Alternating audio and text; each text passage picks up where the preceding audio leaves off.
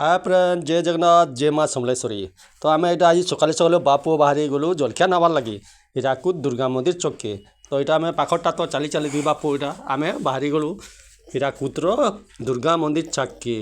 सिंगड़ा आलचप टे सकाले चले खाबार लगे टे मजा लगसी तो तेल बाहरी गलु यहाँ जाऊँ आम रास्तार दुई बाप पुओ चली चली एका।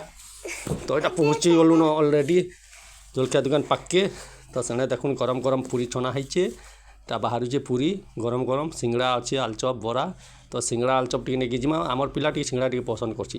तारपर पर यहाँ आम फिर बाहरी गनु यहाँ भुजा नबार लगी भुजा मिल के।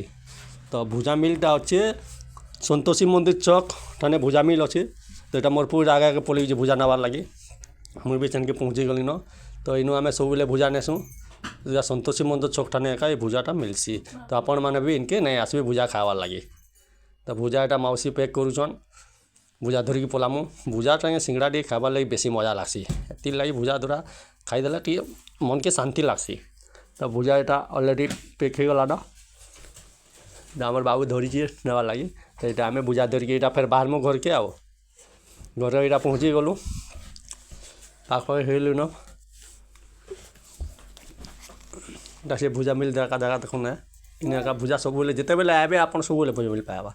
तो भुजा नास्ता यहाँ धरिकी आमर पिला यहाँ पहुँची गलान इे खाएमा।